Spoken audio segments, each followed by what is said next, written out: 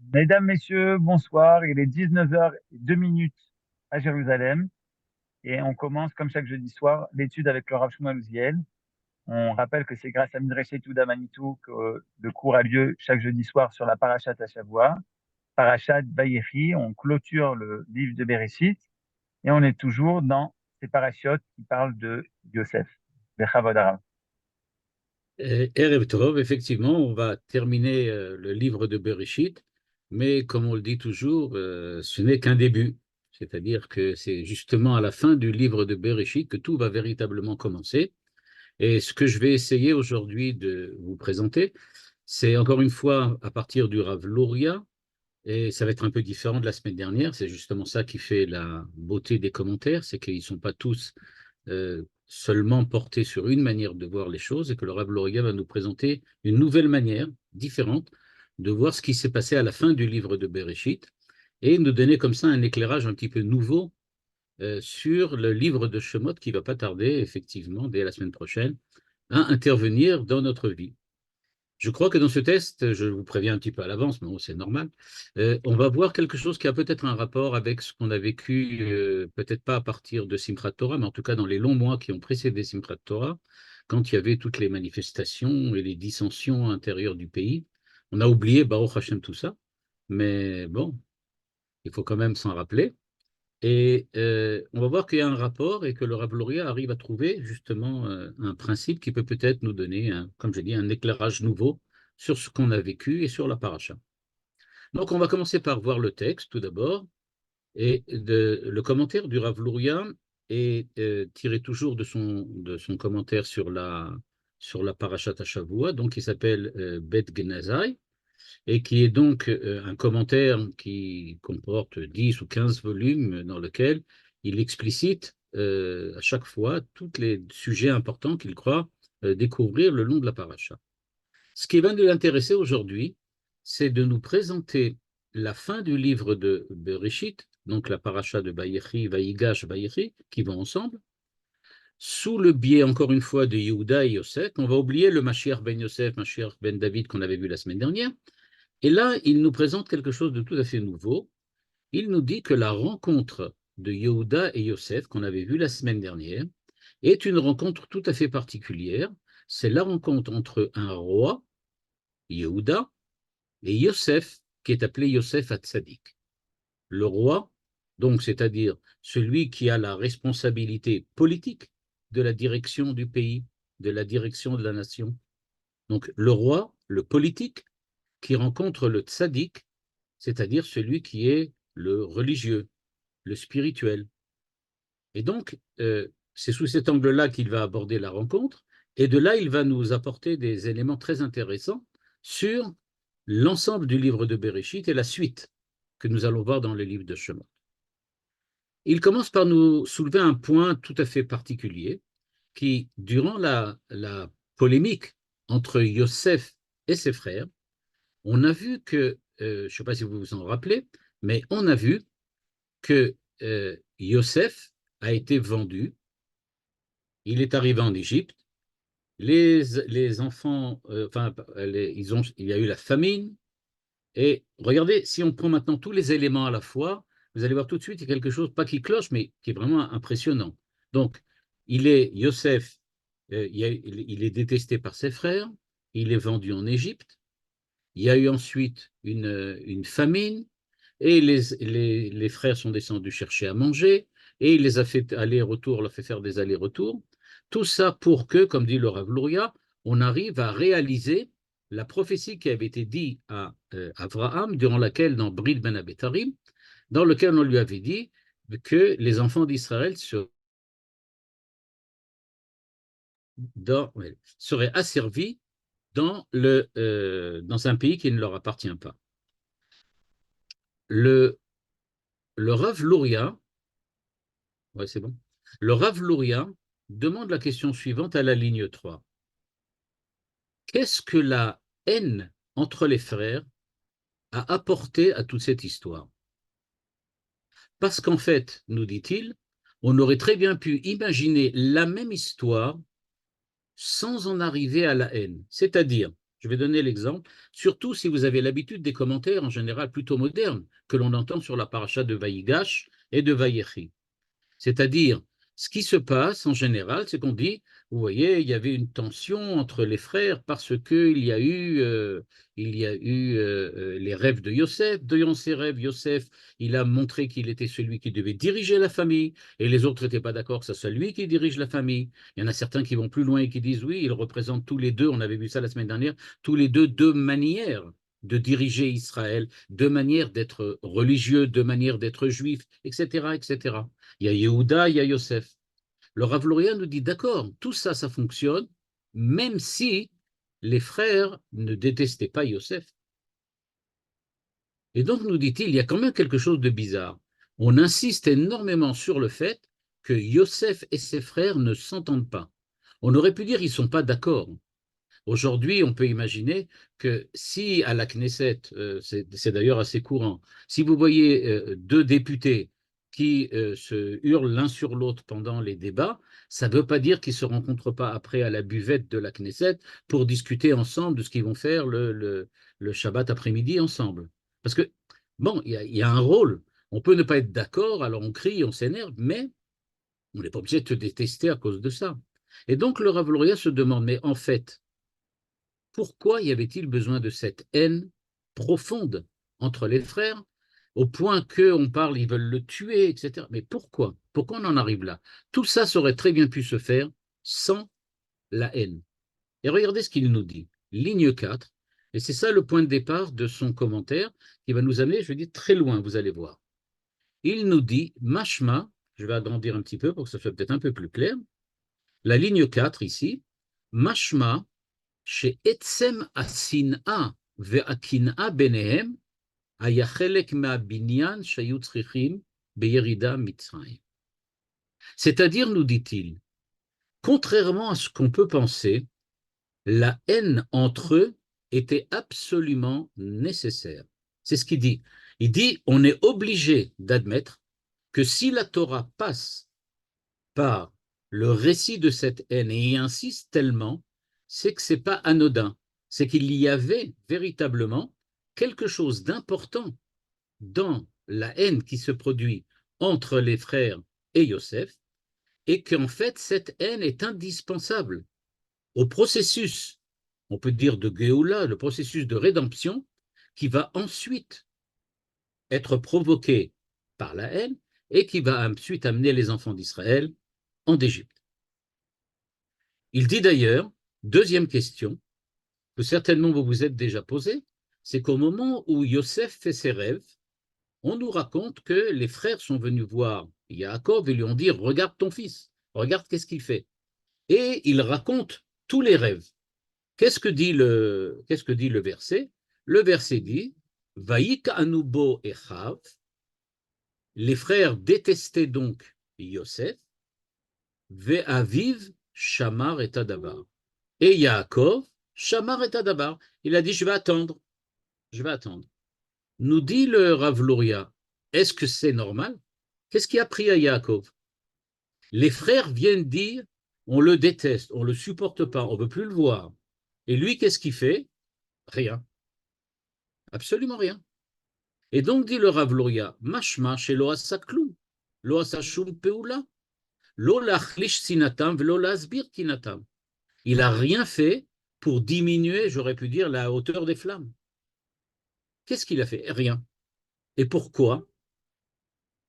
Eh bien, tout simplement parce que Yaakov est Pkaniré, conscient que cette haine entre les frères est quelque chose qui va donner, on peut dire, le push pour la suite du processus. Et donc, il nous dit, si on regarde bien, il va falloir comprendre pourquoi c'est comme ça, eh bien, si on regarde bien, il va falloir essayer de comprendre comment le fait qu'il y ait une dissension haineuse entre les frères peut, d'un certain point de vue, amener quelque chose de positif.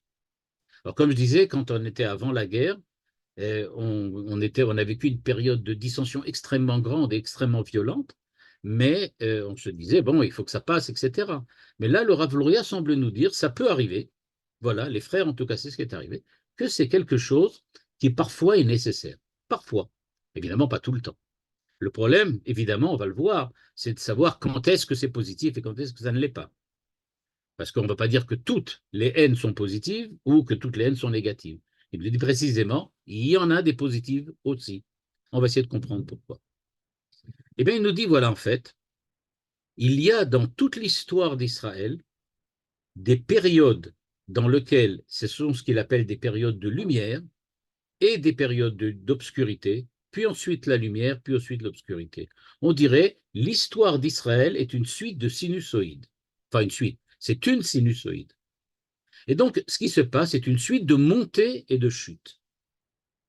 Eh bien, il nous dit, en fait, ce qu'il faut savoir, c'est que au moment où on parle d'obscurité et de lumière, je ne sais pas si vous le savez d'un point de vue physique, mais la lumière qui vient après l'obscurité, ce n'est pas la même qui était avant. C'est pas la même, c'est une autre lumière. Simplement, dans la chambre, il y a de la lumière, mais c'est pas la même exactement. C'est pas les mêmes rayons de soleil, c'est pas c'est pas la même lumière de la lampe. Au moment où la lumière est sortie, on peut compter les photons et dire voilà, il y a 1 milliard de photons qui sont sortis. Ces photons-là sont partis, ils ont disparu. Maintenant, il y en a des nouveaux. Et donc, nous dit-il, en fait, ce qui se passe, à chaque fois que l'on veut évoluer, on est obligé de passer par une construction nouvelle, on est obligé de faire, on peut dire, une montée, une élévation qui soit un nouveau, un renouveau par rapport à ce qui était avant.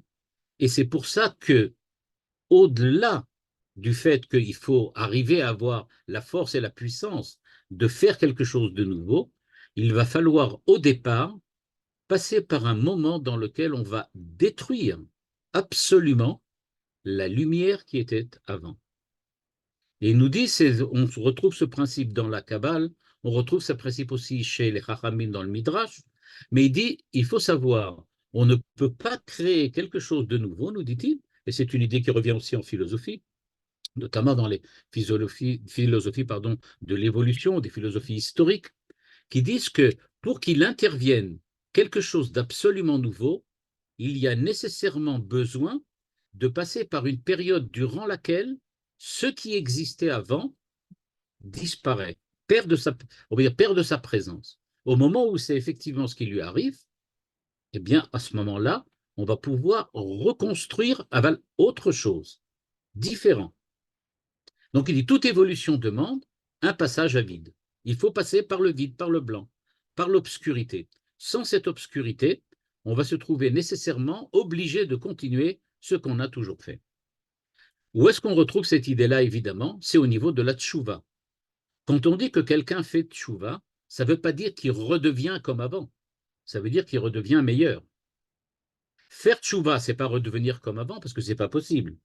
Faire tchouva, ça veut dire que je suis capable de prendre l'expérience de la chute et qu'à partir de cette expérience, je peux en reconstruire quelque chose de nouveau, de lumineux, qui soit véritablement une nouveauté, une reconstruction par rapport à ce que j'étais avant. Il s'agit donc de ce qu'on appelle une renaissance. Je suis déjà né un certain jour, mais d'un certain point de vue, je suis mort et maintenant je renais. C'est une renaissance. Le problème, c'est que ce n'est pas toujours le cas. Et à ce moment-là, on aura besoin, je m'excuserai pour le jeu de mots, mais s'il y avait une renaissance, elle doit s'accompagner d'une reconnaissance. C'est-à-dire qu'il faut être aussi capable de reconnaître qu'on est en train de vivre une renaissance. Souvent, on est simplement désespéré. Eh bien, nous dit-il, il faut savoir que la reconstruction, ou j'aurais pu dire ça, la rédemption, la Géoula, l'arrivée de quelque chose de nouveau, en termes historico-messianiques, on dirait l'arrivée du Mashiach, ne peut pas se faire sans la destruction d'un certain point de vue, d'une certaine manière, à un certain niveau, de ce qui existait jusqu'à maintenant. On ne peut pas, dit le Rav Luria, construire sans nécessairement enlever ce qu'il y avait avant. Peut-être pas tout, peut-être pas entièrement, mais il va falloir passer par on peut dire ce premier pas qui est de ce qu'il appelle Nessira. Nessira, ça veut dire la coupure, la césure. En termes philosophico-historiques, on appelait ça la césure ontologique. C'est-à-dire que l'être même des choses est brisé en soi. Et donc, nous dit-il, Yesh be'echer, je lis à la ligne 10, Al yedei zman shel elem ve'ester, kedei sheyitradesh hanesira ubechina mekudeshet. On est obligé, dit-il, de passer par cette période d'obscurité, de disparition, de mort, pour arriver à quelque chose de nouveau. On ne peut pas garder les mêmes choses. Cette idée-là que nous propose le Rav Luria vient en porte-à-faux, à l'opposé d'une autre idée à laquelle nous sommes extrêmement, j'aurais pu dire, habitués. C'est l'idée de l'évolution. L'idée de l'évolution, c'est précisément de dire que les choses n'ont pas besoin de passer par des étapes dramatiques, mais que les choses peuvent évoluer petit à petit et passer depuis ce qui était blanc par tous les dégradés du gris pour arriver en fin de compte au noir. C'est ce qu'on appelle l'évolution. C'est-à-dire que je n'ai pas besoin de transformer l'essence même des choses. Je n'ai pas besoin de transformer la nature des choses pour apporter du renouveau. Je peux petit à petit évoluer et en fin de compte, j'avais au départ un cheval et à la fin, j'ai une machine à laver. Alors je vais dire, voilà, ça a évolué du cheval jusqu'à la machine à laver. Le Rav Luria nous dit, c'est pas impossible, mais c'est pas ça dont je parle. Moi, je parle de certains processus qui demandent, pour apporter quelque chose de nouveau, de briser ce qu'il y a avant, d'avoir une étape, j'aurais pu dire, tragique, dans laquelle quelque chose est à disparaître. Il nous donne un exemple. Il nous dit par exemple que d'après la Kabbale, le jour de Rosh Hashanah, c'est appelé le jour du sommeil. Le jour du sommeil dans le Zohar, Yom Dormita. C'est ce qu'on l'appelle comme ça dans la Kabbale. Et pourquoi? Parce que c'est le jour qu'on appelle aussi Yom Adin. Pourquoi un jour serait-il Yom Adin? Bien, tout simplement parce que ce jour-là, la Shrina a disparu. La Shrina qui nous accompagne, Dieu qui est avec nous, est monté. Il s'est élevé, il a disparu. Et donc maintenant, le jour de Rosh Hashanah, c'est Yom Adin. On va te juger, toi tout seul, face à la chute. Maintenant que tu es seul, tu n'as plus de soutien, il va falloir que tu prouves qui tu es. Eh bien, nous dit-il, ligne 13 maintenant, eh bien, c'est ce qui s'est produit au niveau des frères. Les frères ont vécu une période de haine intense entre eux, mais c'était absolument nécessaire. Parce qu'il fallait qu'ils se séparent, qu'ils se haïssent à la limite. Pourquoi?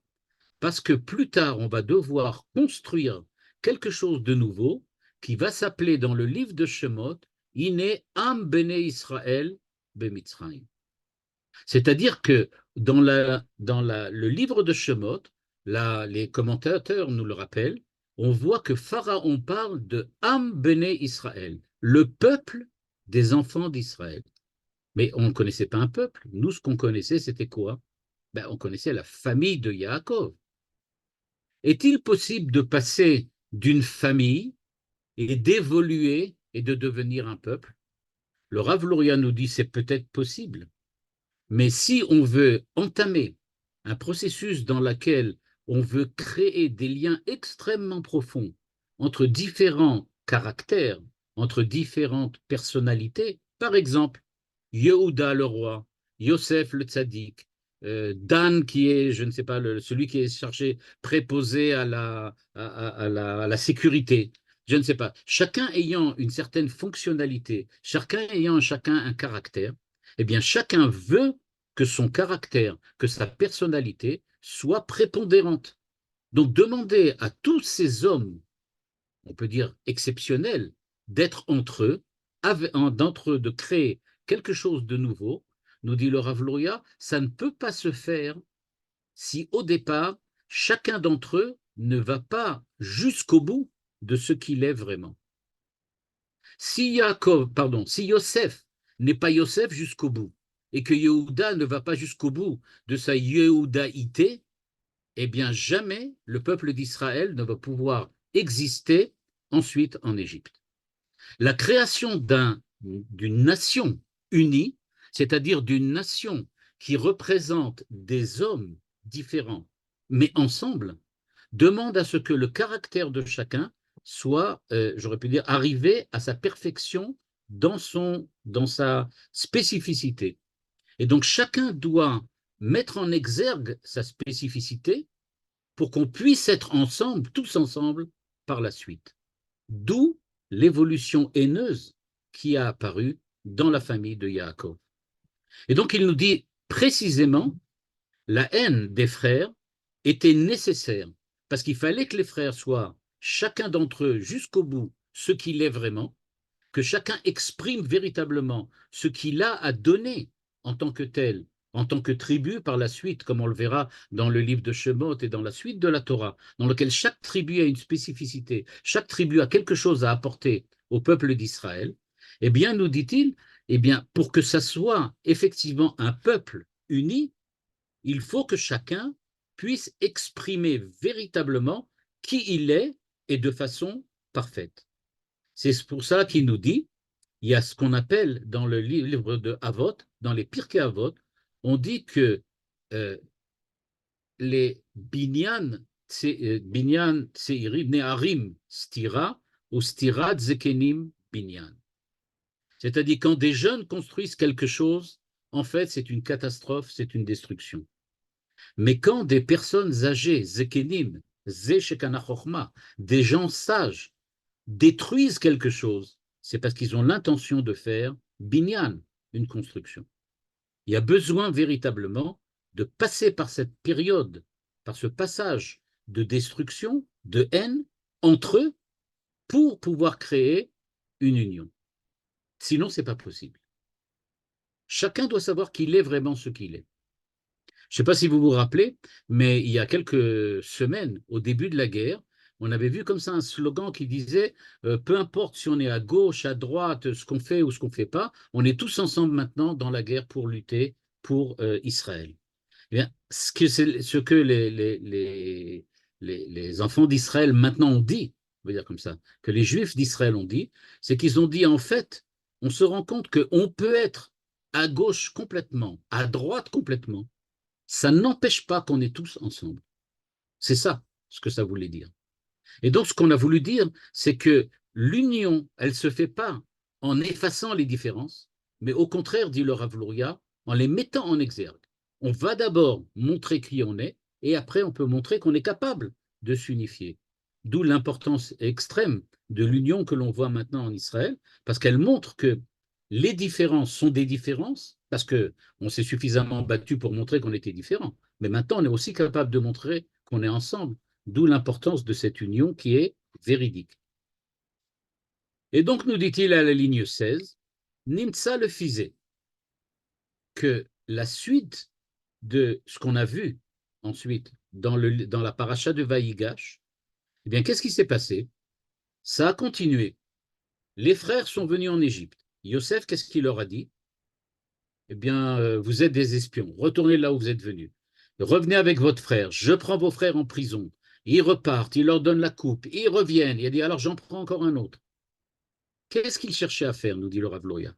Ce qu'il cherchait à faire, c'est de pousser les frères au maximum de la haine possible pour arriver à faire émerger le fait qu'ils sont tous ensemble et qu'ils vont devoir, quand ils vont résider en Égypte, sous l'égide de Yosef, quand il va leur dire que c'est ça ce que Dieu nous demande, eh bien, Yosef est obligé de pousser les frères à aller jusqu'au bout. Vous haïssez Yosef et vous allez avoir encore beaucoup de raisons de le haïr. La haine que vous avez avec Yosef, peut-être vous allez la développer maintenant avec Binyamin. Vous allez dire, voilà, c'est Binyamin qui nous fait tous ces problèmes. Lui, le frère de Yosef. On avait des problèmes avec Yosef, maintenant on en avait à cause de Binyamin. Et là, ce qui s'est passé, on l'avait vu la semaine dernière, Yehuda dit, non, on n'est pas d'accord. Moi et Binyamin, on n'est pas d'accord. Sur rien, on est d'accord. Binyamin, lui, c'est un fils de Yosef, Mashiach ben Yosef. Moi, je suis Yehuda, il va voir Mashiach ben David. On n'est pas d'accord. C'est pas du tout la même méthode, c'est pas du tout la même manière. Mais il n'empêche que moi, je me battrai pour lui et lui se battra pour moi. Et donc il dit tout ça, c'est effectivement ce que l'on appelle, ligne 18, Yosef Hatzadik Yesod Olam veYehuda Melech Bechinat Malchut Chazru Panim Bepanim. Et la rencontre qu'on a vue la semaine dernière, c'est donc la rencontre entre le tzaddik Yesod Olam, celui qui a une vision, on va donner globalement, schématiquement, une vision religieuse de la situation, du monde, de l'histoire, qui rencontre celui qui a une vision politique, historique de l'histoire et, et du peuple et des événements historiques. Il dit donc en fait, c'est deux manières de voir complètement différentes. Quand on est religieux et qu'on a une vision religieuse, Yosef Hatzadik, tous les événements historiques, nous les interprétons comme quelque chose qui fait partie de la Hashgachat Hashem, le fait que Dieu est dans le monde, qu'il a la providence divine, qu'il nous aide, qu'il nous soutient, etc. Quand on est quelqu'un qui est un dirigeant politique, alors on s'intéresse moins à ce que Dieu fait et plus à ce que nous faisons. Comment nous nous préparons, comment nous faisons pour arriver à survivre à l'intérieur des événements et de leur velléicité. Et donc, ce que nous dit le Rav Luria, c'est que, en fait, ils sont maintenant face à face, mais pour les bonnes choses. Jusqu'à présent, il y avait de la haine. Maintenant, ça y est, ils se sont rétablis. Et bien, nous dit le Rav Luria, Yosef n'est pas devenu un Melech comme Yehuda. Yehuda n'est pas devenu un tzaddik comme Yosef. Mais il n'empêche qu'ils sont capables maintenant de dialoguer, qu'ils sont capables de parler et qu'ils sont capables d'être réunis ensemble pour faire quelque chose d'unique et quelque chose qui soit le produit d'une certaine union.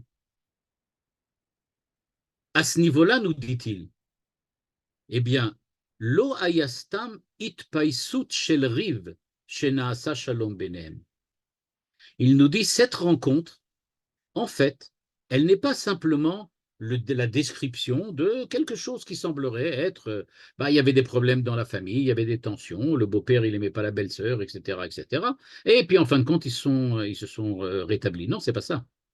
Il nous dit Naasa metziyut mechudeshet. C'est maintenant une nouvelle étape. On dirait en français d'une manière un peu pompeuse, une nouvelle ère, E-R-E. Quelque chose d'entièrement nouveau.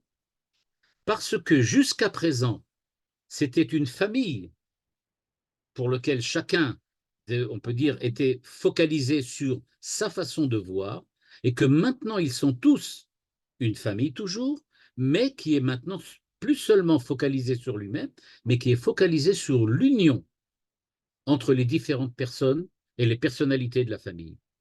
Et donc, il nous dit, ce qu'il s'est passé, c'est que maintenant, il y a quelque chose de complètement nouveau. Ce n'est pas la même famille du tout. Ce n'est pas du tout la même chose. Naasa yichud shel panim befanim ben tzadik yesod olam ou malchut. Évidemment, il utilise une terminologie kabbalistique qui correspond à ce qui se passe dans les descriptions de la Kabbalah quand on veut dire qu'on arrive à une période ou à un moment dans lequel il y a une révélation de la Shrina. Il nous dit donc, il y a cette union, panim bepanim, entre le tzaddik yesod olam et malchut. Et c'est pour cela, nous dit-il, qu'il est écrit Vatechi Ruach Yaakov Aviem. La rencontre, c'est ça qui a redonné vie à Yaakov. Nous, on est persuadés, quand on lit le verset, on lit Rashi, les commentaires, que pourquoi Yaakov brusquement reprend vie? Parce que son fils, il a retrouvé son fils, ça y est. Eh bien, il dit non, c'est pas du tout ça le truc. C'est qu'il a compris, Ve'aviv Shamar et Adavar, on a oublié déjà ce qu'on avait lu. Ve'aviv Shamar et Adavar, il attendait, c'est ça qu'il attendait. Donc, qu'est-ce qu'il attendait? Il n'attendait pas que Yosef revienne, parce qu'au moment des rêves, Yosef n'était pas mort ou Yosef n'était pas disparu. Yosef n'avait pas disparu. Donc, au moment où il fait les rêves, qu'est-ce que Yaakov attend? Ve'aviv Shamar et Adavar. Le Rav Luria nous dévoile Vatechi Yaakov, Ruach Yaakov Aviem. C'est à ce moment-là qu'il a dit ça y est, j'attendais, ça durait depuis longtemps. Ça fait 22 ans que ça dure. 22 ans que les frères se déchirent entre eux, Mais maintenant, enfin, on est arrivé. Ils se sont rencontrés, ils ont parlé et ils sont tombés d'accord. Il dit, oh, voilà, c'est ça que j'attendais. Donc, dit-il, ça y est, on peut descendre en Égypte. On peut descendre en Égypte. Pourquoi? Parce que maintenant, on a la force de pouvoir tenir durant toute cette période extrêmement compliquée que nous allons vivre durant la galoute d'Égypte, les souffrances et tout ce qui va se passer là-bas, l'esclavage, et ça va nous permettre donc de tenir, pas en tant que famille ou en tant que membre de la famille, mais en tant que peuple uni, qui est maintenant un peuple dont l'union tourne autour de ce qui est la Shrina en commun. Le Rav Loria de rajouter, peut-être, peut-être, que la famine dont on parle, cette famine qui a entraîné les frères à venir en Égypte, elle aussi fait partie de tout ce processus. Pourquoi? Il nous dit, la famine, comme ça, c'est comme ça que le Midrash le dit, disparaît quand Yaakov arrive en Égypte. Je ne sais pas si vous vous rappelez, mais la famine va disparaître. Pas tout de suite, parce qu'on va voir à la fin de Parashat Vayigash, il va racheter la terre des Kohanim, etc. Mais ensuite, Nistalek Araav, c'est ce que le Midrash dit. Nistalek Araav vekol haolam nizon bisrut Yaakov. Yaakov va descendre en Égypte et la truc va disparaître. Eh bien, nous dit-il, c'est pas pour rien. C'est parce qu'effectivement, on est rentré dans une ère nouvelle. On avait besoin de cette famine pour créer Am Israël. Maintenant que le Am Israël est créé, plus besoin de la famille. Et donc, elle disparaît. Deuxième épisode aussi extrêmement important, Yosef se dévoile à ses frères, et au moment où il se dévoile, on nous dit Velo yachlu echav la'anot oto mipne abusha, mipne, je ne sais pas vraiment, c'est pas le verset ça, mais c'est ce que dit le verset. Lo yachlu echav la'anot oto. C'est-à-dire que les frères avaient honte de ce qui s'est passé. Nous dit le Rav Luria encore une fois, mais en quoi ils ont honte? Il n'y a pas besoin d'avoir honte. Ils croyaient que ce qu'il y avait, c'est ça, et puis voilà, c'est tout. Quel est le problème? Ils ont pensé qu'à l'époque, c'était la bonne décision à prendre, et ils ont pris la bonne décision. Le Rav Luria va même encore plus loin, et dans un autre texte, il dit, en fait, ben non, c'est ici d'ailleurs, pardon, je m'excuse, il le dit ici, Ouaya mored bemalchut magialobita. Il a dit d'après la halacha, ils ont fait ce qu'il y avait de point de vue de la halacha. Alors quoi y avoir honte? Ils ont fait ce qu'il fallait faire. Bon, le fait que Dieu ait sauvé Yosef, c'est bien. Mais nous dit le Rav Luria, c'est pas du tout ça. Il nous dit, regardez bien, ligne 30, là aussi c'est un chidouche que le Rav Luria nous introduit. Il dit que les frères ont eu honte. Pourquoi? Chez Lo evinu er kolze shenasa benehem leben Yosef ayazestira shel binyan. Ils n'ont pas compris que les dissensions qu'ils avaient avec Yosef, c'était nécessaire pour construire ensemble quelque chose. Pour eux, c'était quelque chose de sérieux. Ils en voulaient vraiment à Yosef. Ils étaient vraiment, on peut dire, en colère contre lui. Et le fait qu'ils soient en colère contre lui, qu'ils étaient prêts à aller jusqu'au bout, et si, même s'il le faut, le tuer ou le faire disparaître, ils étaient persuadés qu'ils avaient, c'était ça ce qu'il fallait faire. Il fallait le faire disparaître. Mais ils n'ont pas compris que cette haine qui s'est développée, c'est quelque chose que Dieu voit comme un espèce d'avant-propos nécessaire pour pouvoir créer l'union qui va venir par la suite. Et donc il nous dit, ligne 31, et vinu advarim shelo kemo sheyesh lehavin. Ils n'ont donc pas compris ce qu'il fallait comprendre. Ils n'ont pas compris que c'était une haine, une dissension positive qu'il fallait garder parce que c'est ça qui allait créer le peuple par la suite. Et eux, ils ont cru que c'était simplement de la haine, comme on en a besoin, et c'est ça qui leur a fait honte. Je voudrais rajouter une petite remarque à la suite de ce que dit ici le Rav Luria. La question que vous vous posez sûrement, c'est de dire, OK, c'est facile de dire, quand il y a des dissensions, qu'il va en sortir quelque chose de positif, qu'on va être différent, qu'on va être meilleur, que ça va ensuite mieux marcher que jusqu'à présent. C'est plus ou moins facile de dire ça. D'abord, quand on le dit avant, on n'est pas sûr que ça se réalise. Et puis, une fois que c'est réalisé, on pourra toujours dire c'est ce que j'avais dit. Mais en dehors de ça, le Rav Louria répond à une question extrêmement importante. Quand est-ce que l'on peut savoir si quand il y a une haine tellement intense, c'est quelque chose qui va déboucher sur quelque chose de positif? Qu'est-ce qui nous donne la capacité de définir que les choses maintenant que nous vivons, les tensions que nous vivons, vont être en fait l'avant-propos, la première étape, le nécessaire par lequel il faut passer pour ensuite arriver à quelque chose de positif? Qui est-ce qui peut nous donner, on peut dire, la certitude que c'est bien ça que nous sommes en train de vivre maintenant et que ce n'est pas tout simplement quelque chose de négatif qu'il faut absolument éradiquer? La réponse du Rav Louria, elle est malheureusement pas décevante, parce qu'elle n'est pas décevante, mais elle est malheureusement pas ce que nous attendons. Il nous dit, il n'est pas possible d'être sûr que c'est comme ça que ça va se finir. Et il nous dit, et la preuve, c'est que les frères n'ont pas compris. C'est-à-dire que Yosef et Yaakov, tous les deux, ont compris, mais les frères n'ont pas compris. Et donc, personne ne peut dire aujourd'hui, ah, il y avait des dissensions il y a 6 mois parce qu'il y avait des stades. C'est sûrement pour qu'on arrive à ce qui s'est passé aujourd'hui ou pas. Peut-être qu'on est les frères de Yosef et qu'on n'a pas compris ce qu'il fallait. Le Rav Louria donc est extrêmement prudent. Il nous dit, regardez, la Torah insiste. Ils ont eu honte parce que le dévoilement de l'histoire, le dénouement de l'histoire, pardon, le dénouement de l'histoire, c'était qu'effectivement la haine entre eux était positive. Elle a amené quelque chose de positif, elle a créé le Ham Israël. Mais eux, les 10 frères, n'ont pas vu ça du tout. Pour eux, c'était le din, il fallait éradiquer Yosef, qui était Mored Bemalchut. Voilà, c'est tout. Et donc, eux n'ont pas compris. Yosef, lui, avait compris. Yaakov disait, ben, on va bien voir où ça va tomber. Qui aura raison, eux ou lui? Et c'est Yosef qui a eu raison. Et donc, le Rav Louria nous prévient. Croyez pas que parce qu'on a dit un principe comme ça y est, vous pouvez aller dehors maintenant et à chaque fois que vous voyez des gens qui se crient les uns sur les autres ou qui se détestent, vous allez leur dire continuez, allez-y jusqu'au bout, faites ça juste à fond, vous allez voir, après ça, tout va aller mieux encore. Il dit, bah là, c'est pas du tout sûr que ça soit comme ça. C'est pas du tout sûr. On peut très bien se tromper.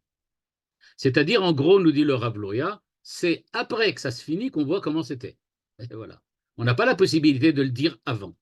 Mais ce qu'ils veulent nous apprendre, c'est que c'est possible que cela soit comme ça. Et que les dissensions débouchent en fin de compte sur quelque chose qui soit véritablement positif. Mais, comme disait André Neher, il faut prendre le risque. On n'est pas sûr. On ne sait pas. Peut-être va-t-on se tromper. Et là, il se permet effectivement de faire une parenthèse. Il nous dit Vechen ou bekol adam, vechen beklal Israël. Il nous dit maintenant ce que je vous ai dit avec Yosef et les frères, et c'est pour ça que je vous ai dit que ça peut avoir un rapport avec ce que nous avons vécu il n'y a pas longtemps. Il dit c'est vrai au niveau personnel de chacun d'entre nous et au niveau du peuple juif après l'histoire de Yosef. Yesh zmanim, dit le Rav Louria, shel Elem ve Esther. Il y a des moments d'obscurité. Margishim rachok me Hashem yitbarach. On se sent éloigné de Dieu, on sent que rien ne va. Et puis après, qu'est-ce qu'on voit? Kol zeaya biprinat stira binyan, nesira shelifnea binyan. Et donc, on aura honte de voir que tout s'est bien terminé, que nous, on a cru que c'était définitif et que jamais on pourrait s'en sortir. Et donc, il nous dit, imenav berosho, si vraiment on est sadikim suffisamment pour arriver à décrypter ce que nous sommes en train de vivre, alors on peut comprendre, dit-il, que n'oubliez pas que Dieu, jamais, en makadosh baruchu, ma'alim elav mikol echad b'Israël, bekol batzav, ve'sheu, ve'avato en asara leolamim, ומה שיש אלם ואסתר זה משום הבניין והסתירה שצריכים להגיע לפניו. C'est-à-dire, nous dit-il, n'oubliez pas que dans la plupart des cas, c'est ça le côté positif, ou j'aurais pu dire optimiste du Rav Louria, il nous dit il y a plus de chances que ça soit positif, que ça soit une destruction qui va amener à une reconstruction encore bien plus grande, que le contraire. Parce qu'il y a derrière tout ça la volonté divine, et on sait que Dieu aime Israël, Dieu aime chacun d'entre nous. et que donc chacun d'entre nous doit a priori bénéficier d'une charge positive venant de Dieu. Et donc, s'il lui arrive quelque chose de mal, s'il y a des dissensions ici, c'est ça dont on parle, pas simplement qu'il arrive un malheur, mais qu'il y a une dissension entre les hommes, des haines, des tensions énormes sociales et autres, eh bien, il faut savoir que a priori, c'est pour amener à quelque chose de positif, à moins qu'on se trompe comme les frères. Il nous dit donc, ça va nous expliquer maintenant ce qui va se passer dans tout le livre de Shemot.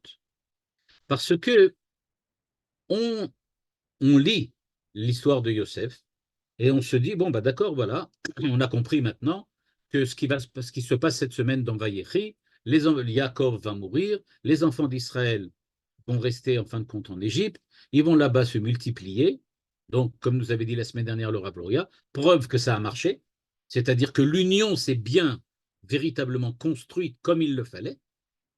Mais, nous dit-il, et comment Dieu pouvait-il imaginer que les enfants d'Israël vont arriver en Égypte, vont rester là-bas et qu'ils ne soient pas influencés par toute la culture égyptienne dans toute sa négativité, pardon, et dans tout sa, on peut dire, sa grossièreté. Il dit, comment est-il possible qu'ils soient asservis, qu'ils vont souffrir, qu'ils vont subir la culture égyptienne, etc. Et qu'après ça, ils ne vont pas devenir, comme le dit le Midrash, descendre, tomber jusqu'au 40e portique de l'impureté. Comment pouvait-il imaginer une chose pareille? Au point que Dieu va devoir dire, oh là là, Moshe, il faut que tu ailles les sauver, les enfants d'Israël sont arrivés à un point dans lequel s'ils continuent, ils vont disparaître. Mais c'est lui qui les a mis là-dedans. Alors, comment a-t-il ne pas pu imaginer une chose pareille? Eh bien, nous dit-il, en fait, tout ce qui va se passer en Égypte, c'est un remake de ce qui s'est passé entre la haine des frères et Yosef, avec la haine des frères à Yosef. C'est-à-dire que on va se retrouver dans une période durant laquelle, a priori, tout devient négatif, a priori, tout devient destructif, mais que de là doit sortir quelque chose d'absolument nouveau. Le Midrash utilise un terme qui nous rappelle beaucoup ce que dit ici le Rav Luria. Le Rav Luria ne cite pas ce Midrash, mais c'est un Midrash très important, dans lequel on dit à quoi correspond la sortie d'Égypte.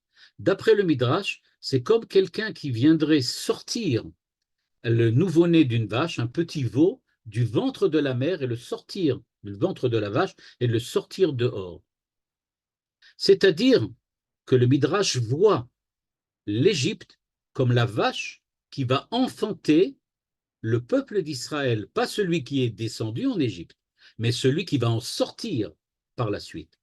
Et donc, nous dit le Rav Luria, il va encore avoir des épreuves extrêmement, on peut dire, terribles, terribles, ce qui va se passer en Égypte, des choses qui sont insupportables.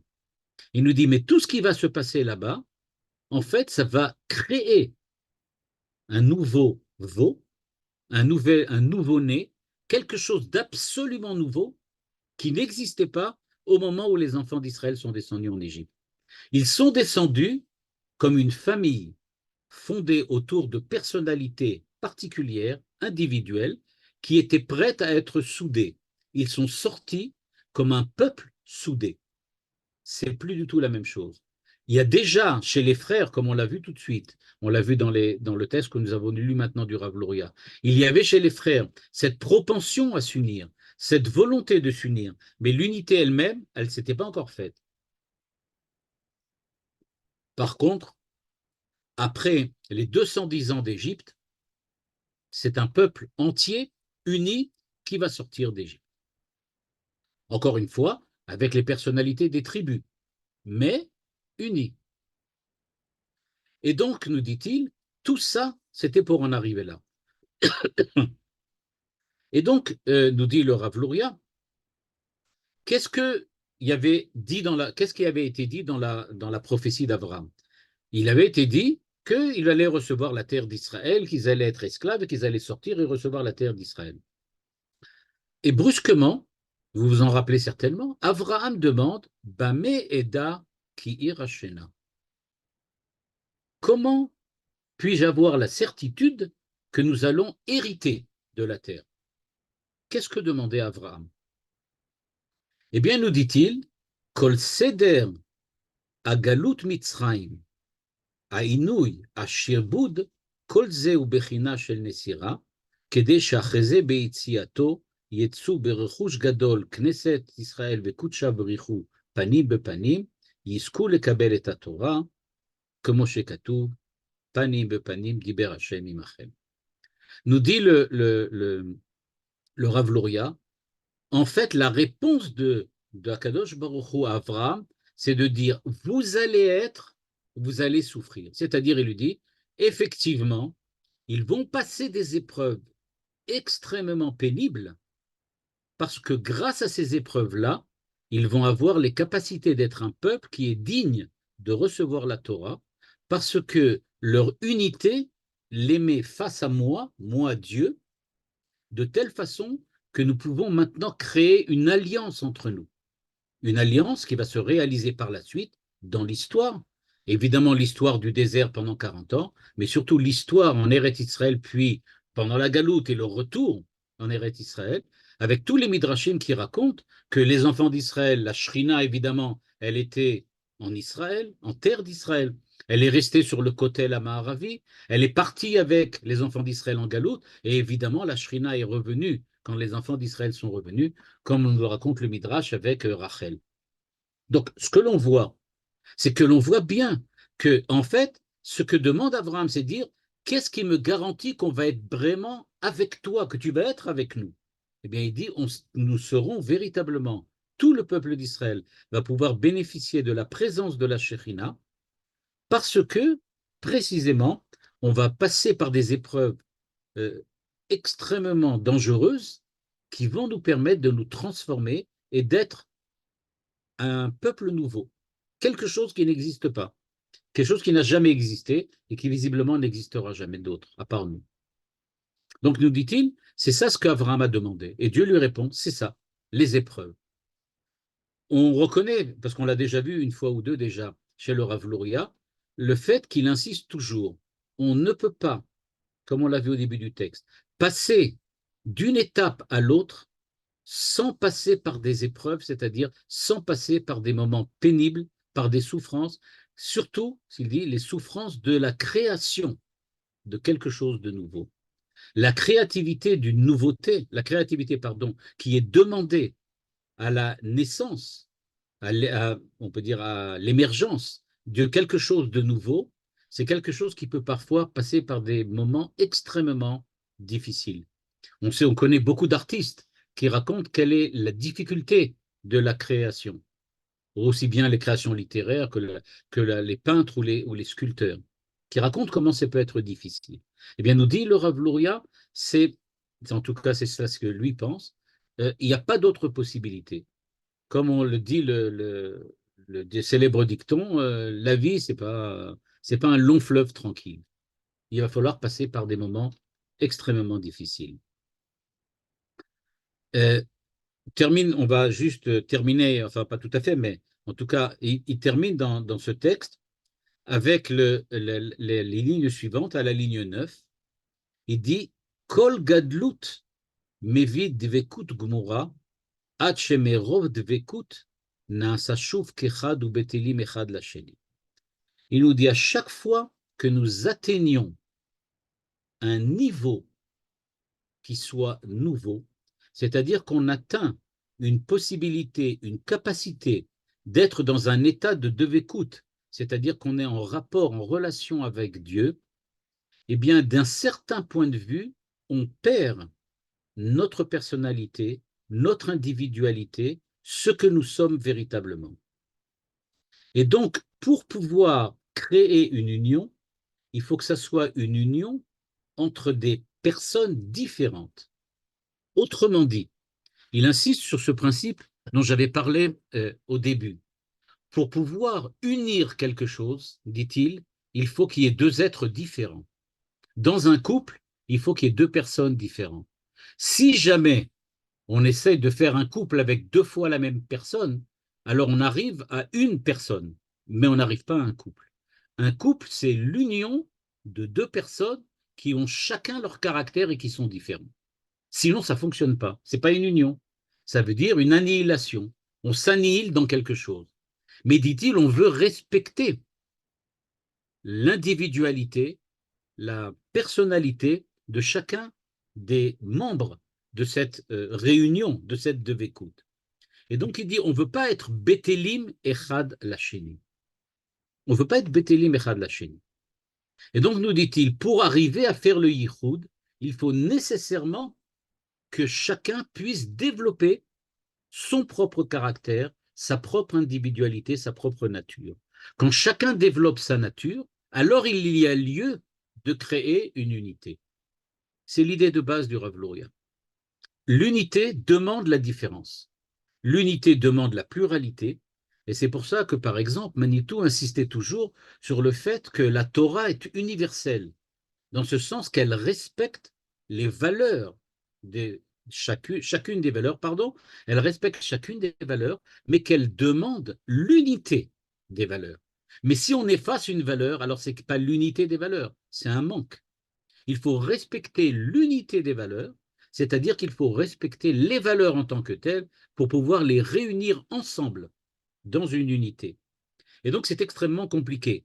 Il faut arriver à être différent, pas nécessairement qu'on doit tous être différents des uns des autres, mais chacun doit exprimer ce qu'il est. En cela, il est nécessairement, au moins d'un certain point de vue, différent des autres. Et grâce à cela, on peut véritablement créer l'unité.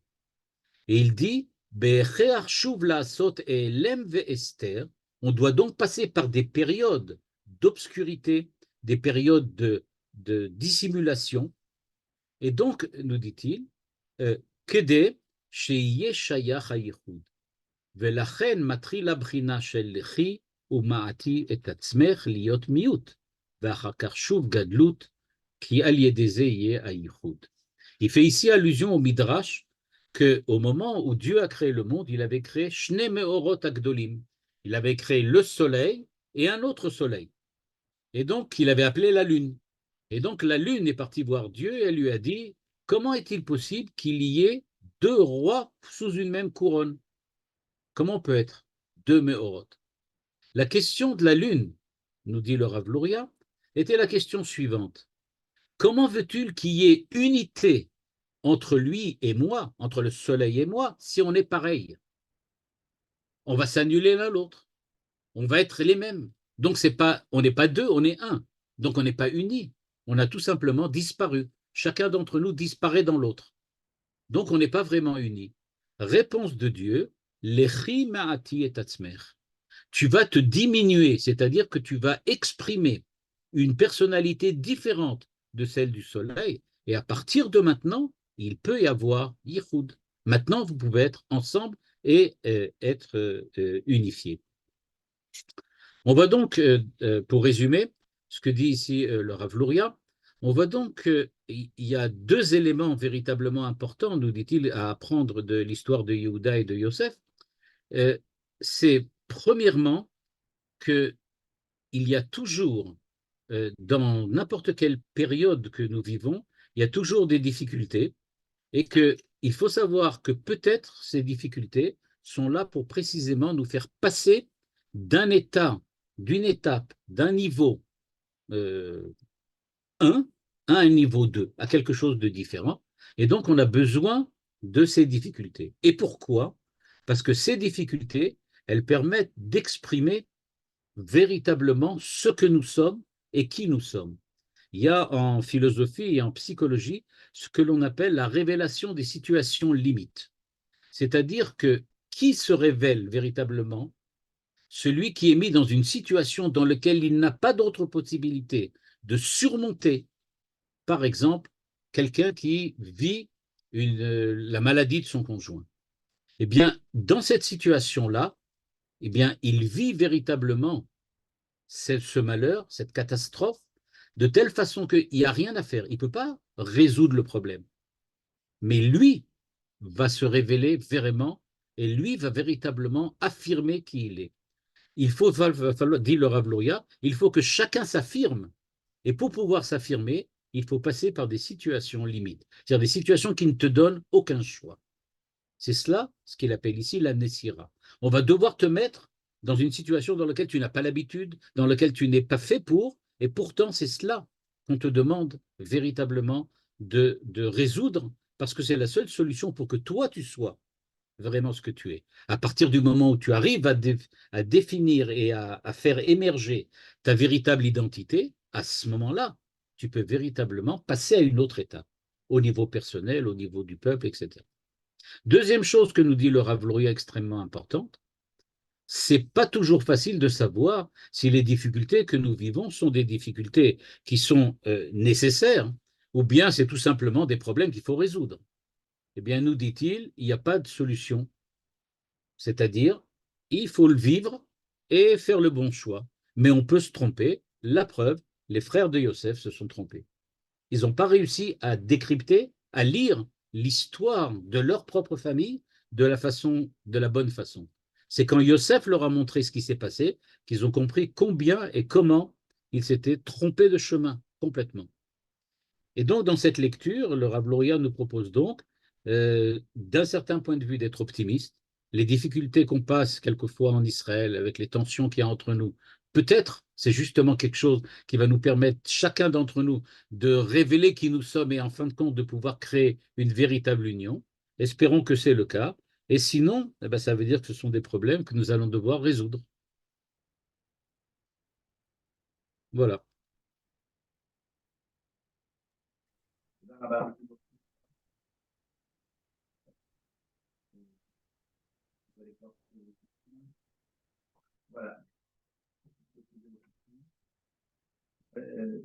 תודה רבה, רב. Merci beaucoup. Yes. Merci. Oui, je veux bien. Je peux poser Oui, une question Rav Shmuel, j'aurais une question. Au niveau de déconstruction, reconstruction, chose qui est classique en général, est-ce qu'on peut aller jusqu'à la déconstruction du savoir? Hachelo Yeda. Il y a un renouveau également au niveau de notre forme de pensée, notre construction mentale, notre savoir, je dirais peut-être même notre Torah. Et dans ce même cadre, toujours, est-ce qu'il y aurait aussi une déconstruction au niveau de notre comment faire, notre halakha, notre vie, notre quotidien? Et je terminerai toujours la même question, est-ce qu'il y aurait aussi une déconstruction de notre relation à Umot Haolam? On avait toutes ces connaissances de Bnei Noach, etc. Est-ce que par rapport à ce renouveau, il y aurait peut-être quelque chose également de nouveau dans cette relation? Très certainement pour la connaissance. Ça, j'en ai pas voulu en parler maintenant parce que ça demanderait d'amener des vrais textes, des textes de penseurs et de la Torah. Mais effectivement, là, il y a des midrashim, et pas seulement des midrashim, mais dans l'Agmara, dans lequel on dit qu'il n'est pas possible d'apprendre quelque chose si on n'efface pas ce qu'il y avait avant. C'est-à-dire qu'un véritable chidouche, c'est un renouveau de sens. C'est-à-dire que c'est redonner du sens à quelque chose dans lequel on avait déjà un certain sens, qui avait déjà une certaine signification pour nous. Mais maintenant, on lui donne un renouveau de sens, c'est ça un chidouche. Manitou Donc se libérer. Il faut se libérer, il faut déconstruire, pas seulement. Je ne suis pas d'accord que le mot déconstruire, il a une connotation aujourd'hui déridienne. Alors donc, je ne veux pas utiliser le mot déconstruction. Il y a une autre phrase qu'on dit se libérer du connu.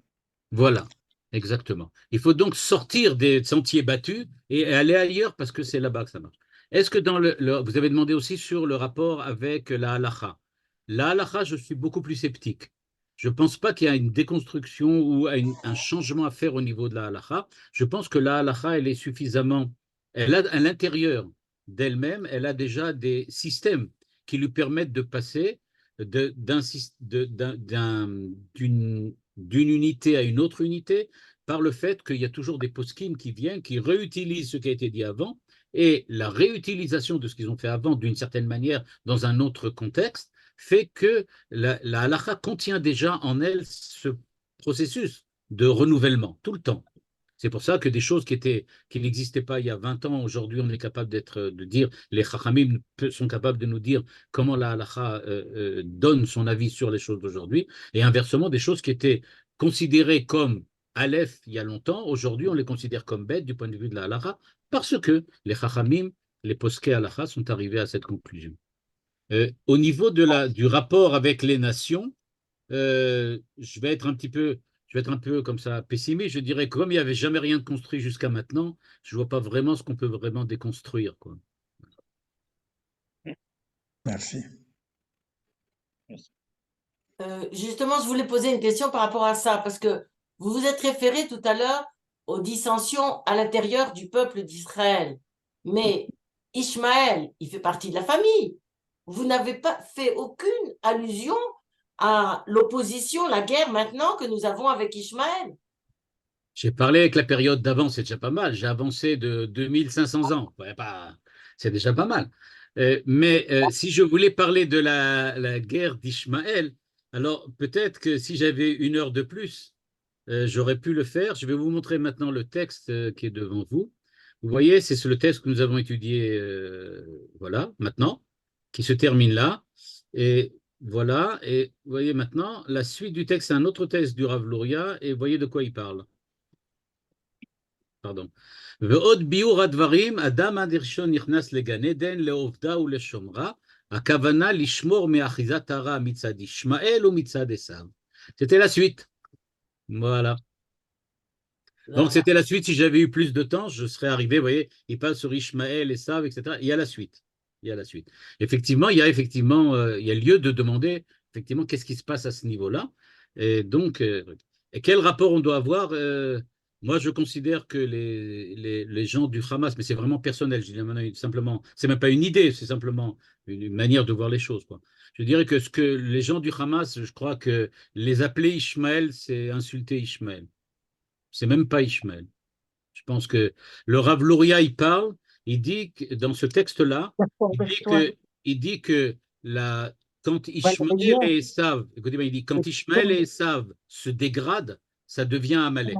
Je crois que c'est beaucoup plus proche de Amalek que de Ishmaël et de Esav. Voilà. Voilà.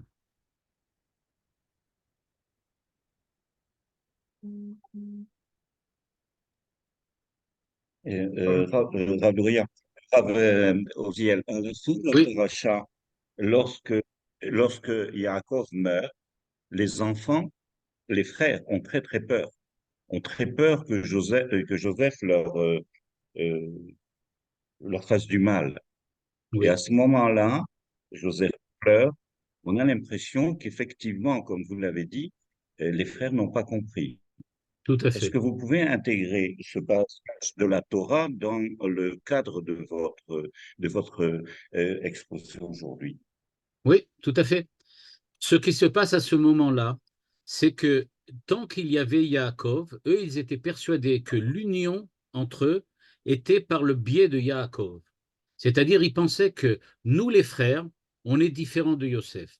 On est prêt, on accepte l'identité de Yosef, mais on a quelque chose d'autre à exprimer, et que peut-être, en fait, ce qui fait le fait que nous sommes unis, c'est que grâce à Yosef, on est avec Yaakov en Égypte.